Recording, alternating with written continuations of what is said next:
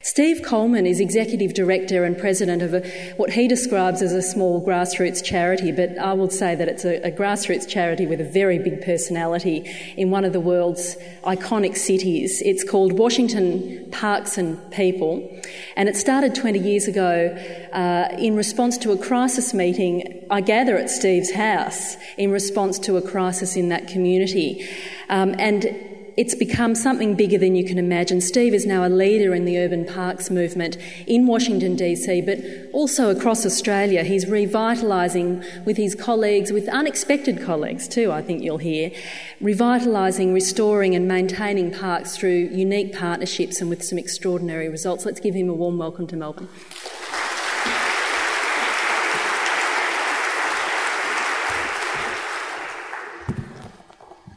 Thank you very much. It's really a humbling honor to be here in this magnificent space and following a real hero of mine and preceding another hero of mine. I'm very grateful to be here. Interesting, your comments about the spectrum of parks. You know, I'm reminded of the American naturalist John Muir, who spoke of that continuum when he said that garden and park making goes on everywhere, whether it's a small flower box in a city tenement or a grand natural park like Yosemite. And that continuum, I think, is something that we've often lost sight of as we become increasingly disconnected and illiterate about green space right in our midst in the cities where most of us now live.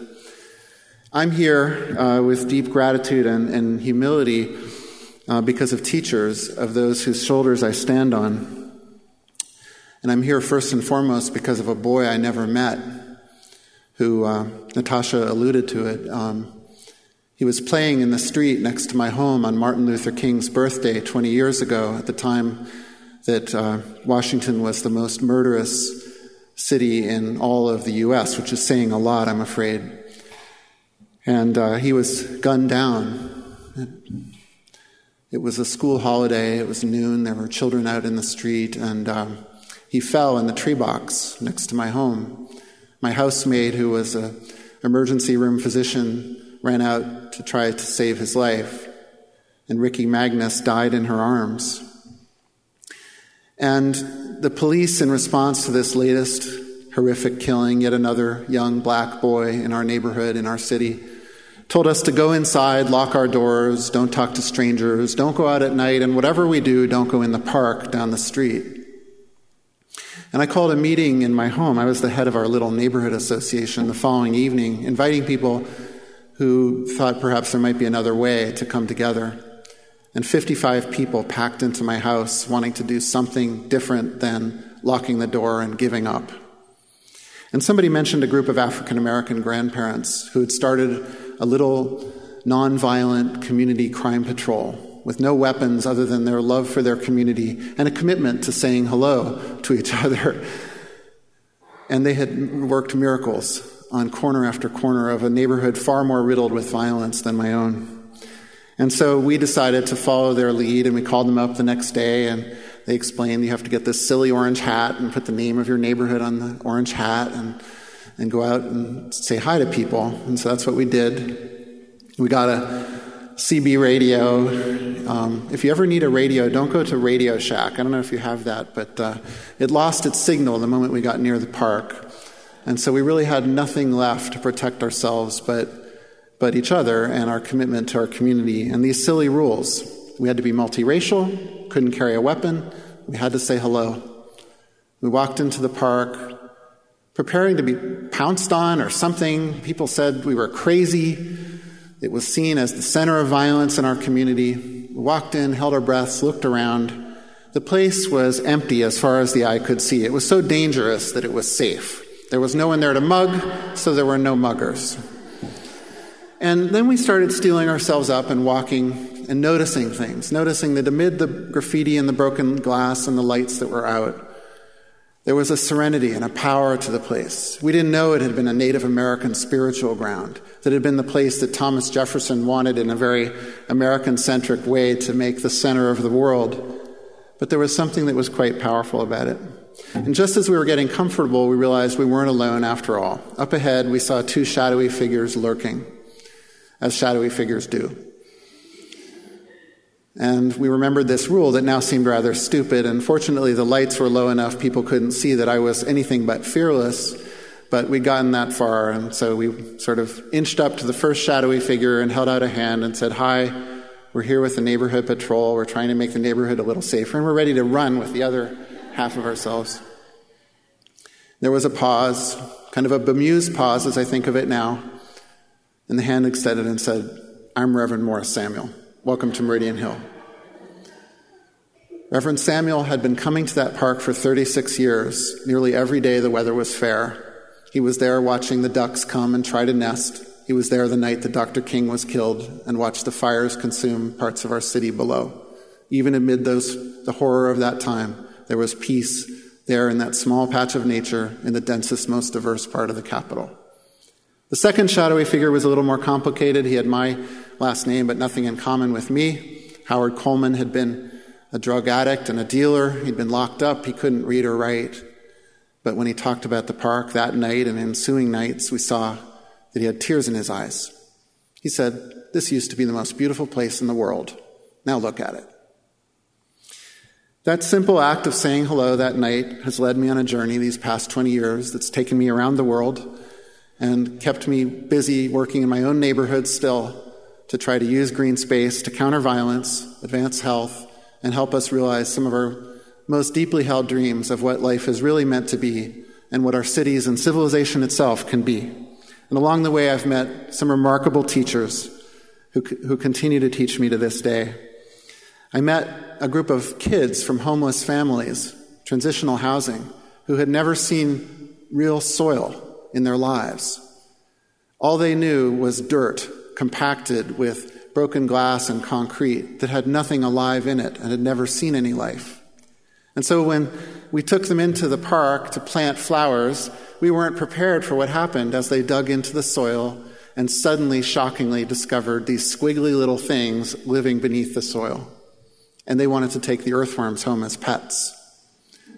And my colleague, my late mentor, Josephine Butler, daughter of sharecroppers, granddaughter of slaves, said, "Oh no, you've got to leave them here because they are making the soil for the trees so the trees can make the air for you to breathe." And the kids were like, "Oh." And they carefully put the earthworms aside, planted the flowers, and put them back in their home. In that moment, there was the magic of nature, of reverence for life, that too many of our kids who are killing each other, even now as I speak, have never had a chance to experience. And so I've learned from them. I learned from a boy in a far more abandoned part of town, in a park that has now come back to life called Marvin Gaye Park, who introduced himself to me as Nature Boy. And Nature Boy led me through that park and its wonders that had been forgotten for generations, since the time generations ago when people were actually baptized in that stream, some of the senior citizens who live in that neighborhood. I've known a 5-year-old girl who was so thrilled to walk her park for the first time in her life. She clutched the little watercolor map that we and folks in the community had made to show that there was something good in that place.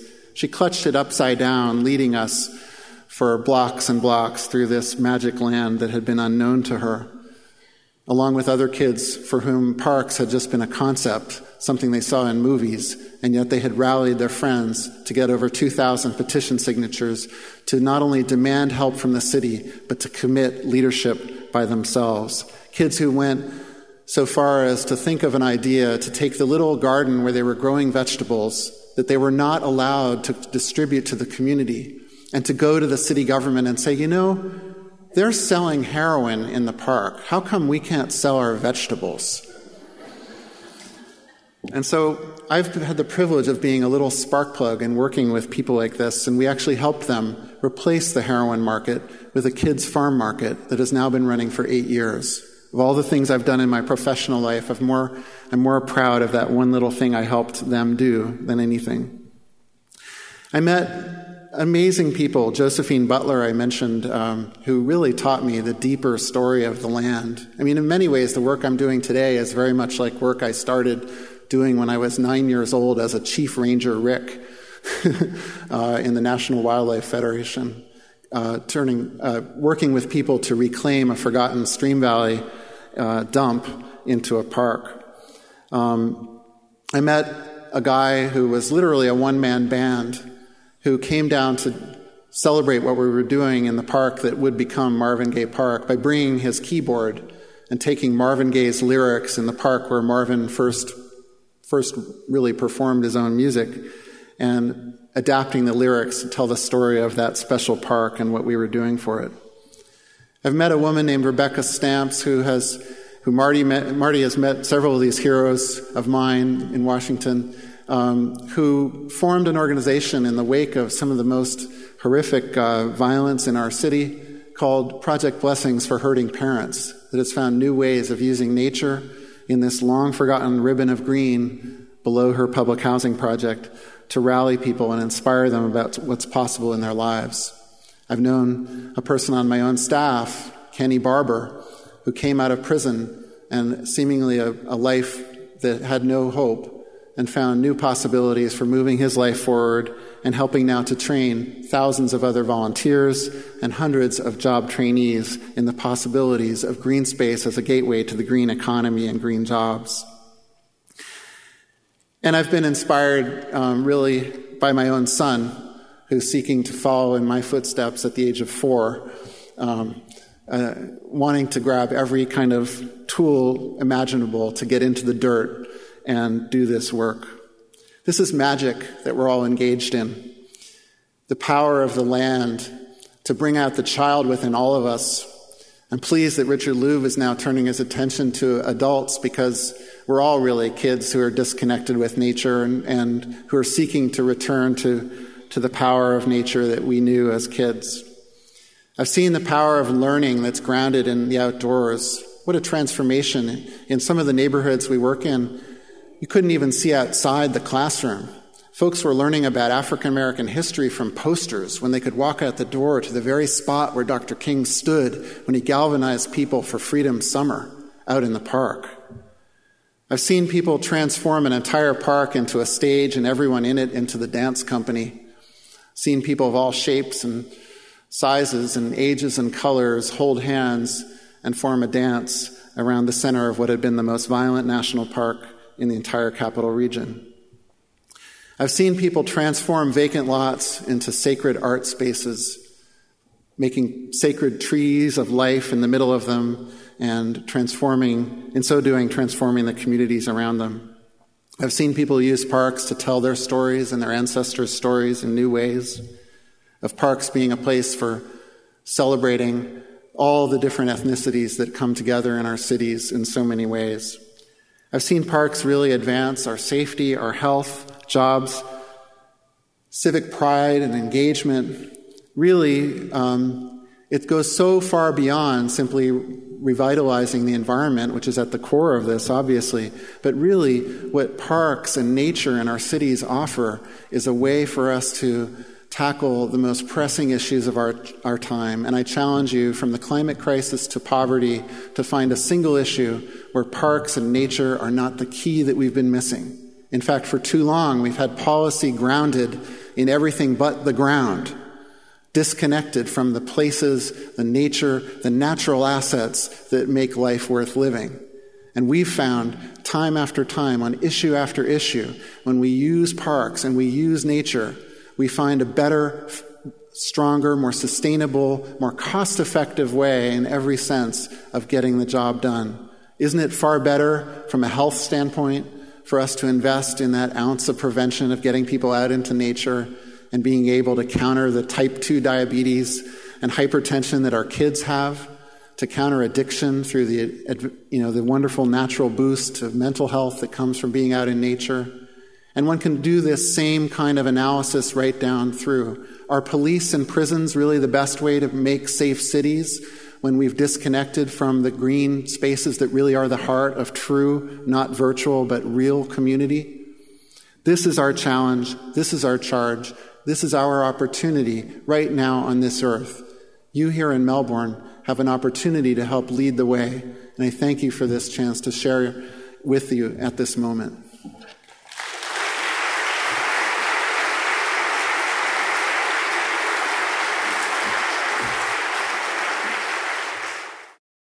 To Associate Professor Marty Townsend is a local. She's Associate Dean in the School of Health and Social Development at Deakin University. She's a local, but she's a world leader in research investigating that relationship between nature and health and well-being, especially mental health. And I urge you to get hold of her report that she was involved in with another called Feel Blue, Touch Green. Let's give Marty a warm welcome.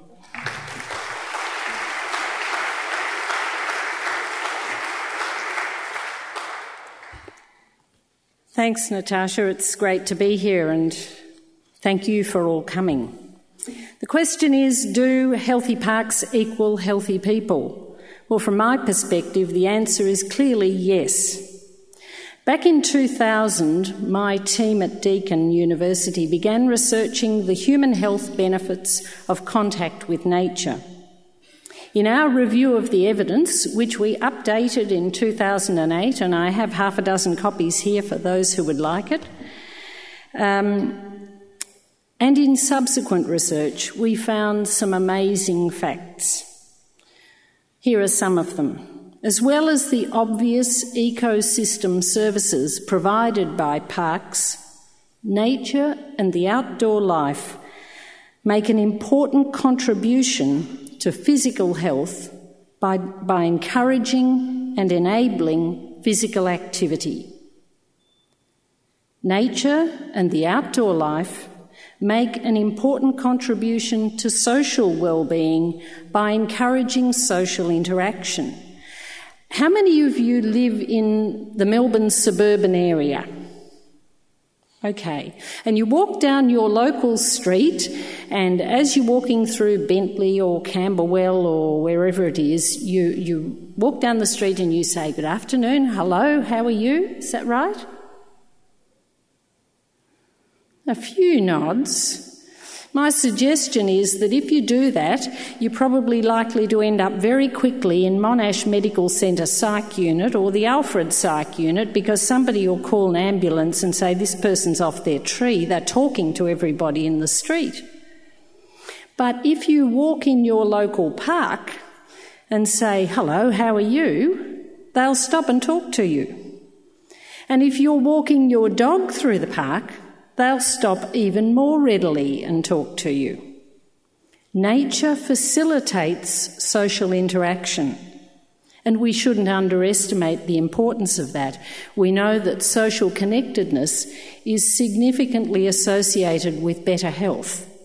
If you have low social connectedness, you are 3.22 times more likely to die of stroke. That's a very significant figure. So, nature helps our social connections. Nature and the outdoor life also make an important contribution to mental health and well-being. Yesterday at the Congress, Jeff Kennett launched this executive summary of a new study that we have done. The full report will be available in June. Entitled Beyond Blue to Green, The Benefits of Contact with Nature for Mental Health and Well-Being. It's a significant study.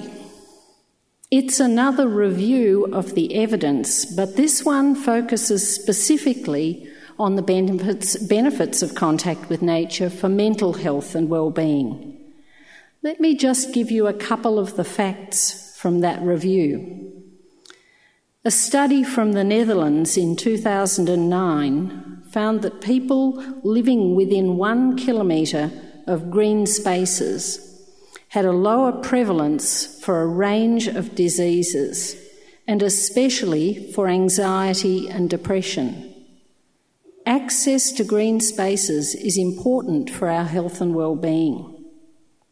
Conversely, a Swiss study showed that young children who were deprived of independent outdoor play, just what Kathy was talking about before, because of traffic or other concerns, displayed poorer social and motor skills. We really hamper our children's development if we don't encourage them to get out there into green spaces. In 2005-06, my team undertook a project called Feel Blue Touch Green. It was the forerunner to the projects that the People and Parks Foundation has labelled broadly Feel Blue Touch Green, and there are a number of those. It was an intervention in which we took people who were suffering from depression and anxiety out into the Anglesea Heath and connected them with a local friends group and engaged them in hands-on nature-based activities. Before each activity, we assessed their mood using a standardised scale. And after the activity, we retested their mood. And in every instance, their mood had improved because of the duration or associated with the duration of the activity. It was a wonderful project, and people talked about how it really changed their lives, how it made them feel good about themselves, that they could actually do something. They made friends. There were 2 gentlemen who were part of the group who had been at loggerheads before, but by the time the project finished, they were off at the pub drinking together. Now, I'm not sure that's a recommendation, but, it was a good social connection. One of the people who was involved in that project was a woman who had suffered some seizures, nothing to do with her anxiety or depression, but who was unable to complete the project because of the physical health disabilities she was suffering. She loved the project so much, though, that before it ended, she wrote us a letter. And I want to end this brief introduction by reading you that letter, because I think it says a lot about how contact with nature improves our health and well-being. She addressed this to my colleague Matt Ebden, who was the project officer. Dear Matt, I thought I would write to thank you for giving me the opportunity to participate in this project. Whilst I realise my time spent in the project was probably not long enough for you to use the data, I thought I would give you some feedback of my experience. The concept was really great, and whilst I knew very little of my surroundings, and at times I felt really out of place with those around me because they appeared very knowledgeable, I actually found that time went by very quickly once you were given a task. You didn't seem to have time to worry about anything else that may have been happening in your life, and at the end of each session I felt more relaxed, had acquired a little more knowledge, and felt positive that things are achievable. The only reason I didn't continue to participate was because of not being able to drive for 6 months due to my unexpected seizure in June and another one in July, and the fact that I was also going on holiday with my husband, who had some time off for long service leave. I appreciated your offer of trying to arrange transport for me, but this only highlighted the fact even more that I was reliant on other people for something that I've been doing for so long. My husband and I actually participated in a walk at Aries Inlet, and it was a really lovely day, and I found that the knowledge of the group was outstanding. I would never have noticed half of the things that they showed us had we been on our own. My husband found it interesting, as he's a lab technician at school and he's often dealing with plants and their life cycles.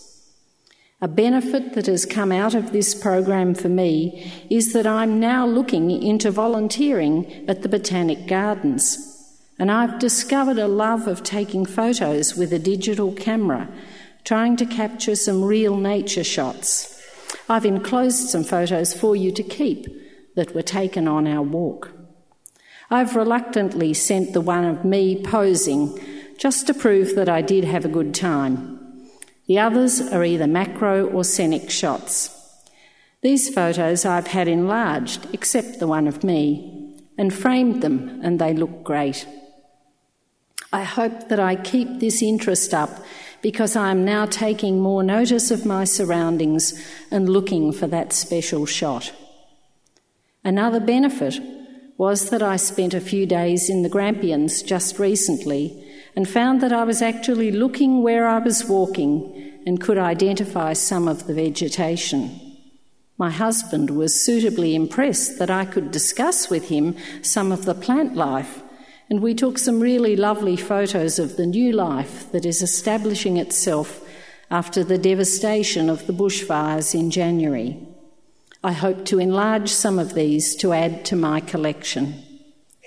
While none of this will assist your research program, I just felt I should let you know some benefit has been gained, and I thank you for opening my eyes to another aspect in my life that I may wish to explore. I hope the project was successful for you and your group. Best wishes. Thank you.